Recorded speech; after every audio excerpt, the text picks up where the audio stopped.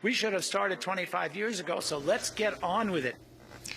And those are some of the headlines. This is Democracy Now!, democracynow.org, The War and Peace Report. I'm Amy Goodman with Sharif Abdel-Qaddous. And welcome to all of our listeners and viewers.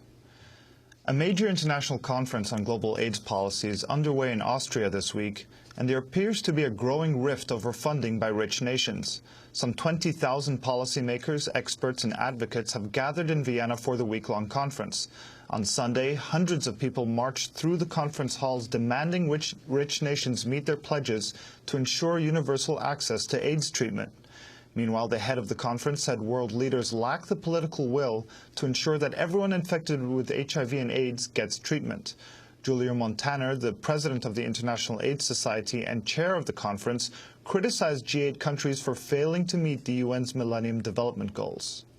I cannot hide my profound disappointment and deep frustration with the recently concluded GI and G20 meetings in anywhere else but Canada. By failing to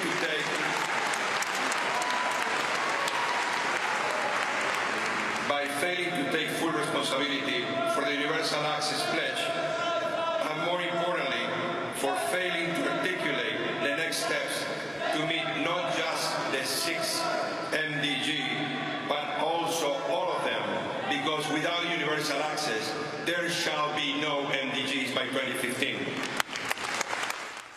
Well, on Monday, former U.S. President Bill Clinton fired back and railed against what he called inefficient spending of AIDS funds and said many countries are misspending foreign aid.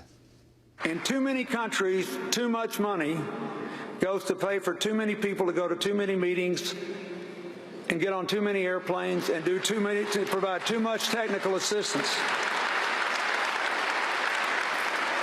Too much is spent on studies and reports that sit on shelves. And maybe when we got all the money in the world, this is regrettable but not tragic.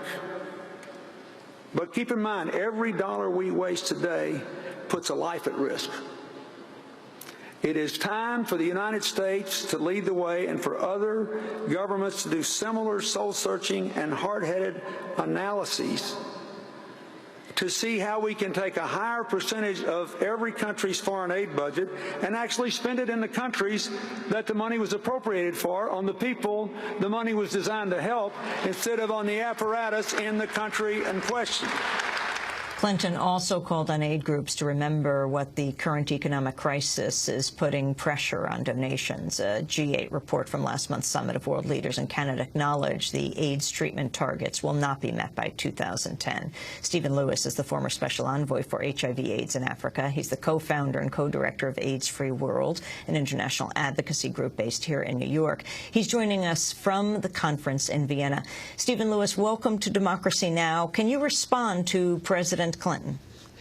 Well, I think it's probably fair to say, Amy, with a slight variation on his words, that every dollar we waste today puts a life at risk, and every dollar that the United States refuses to commit, having made that commitment in the past, puts another life at risk. You can't have it both ways, and while my respect for the President is inestimable, I thought that drawing undue attention to inefficiencies, we all acknowledge inefficiencies, and taking issue perhaps rather strongly with the protesters misses the mark. This is a conference that understands that there are breakthroughs coming. Treatment looks as though it leads to prevention. Just today at the conference we have an astonishing breakthrough on the discovery of a microbicide. There is far more consciousness of injecting drug use. There is a recognition of the concentrated epidemic among men who have sex with men. We are on the cusp of moving the confrontation and subduing of HIV and AIDS forward. And at precisely that moment in time, the G8 in general and the United States in particular decides to flatline and cut back their budgets, and I cannot imagine anything more reprehensible. And Stephen Lewis, you are the former UN ambassador from Canada to the United Nations. You're from Canada. The G8 was just held in Canada, and the price tag for that conference for the security was something upwards of $1 billion. How far short are the G8 countries in their funding pledges for AIDS access, universal access to treatments, and how does this compare overall to funding for the G8 conference? Well, the G8 conference funding was preposterous. We actually spent more on funding 3 days of a conference than we pledged for 5 years of assistance to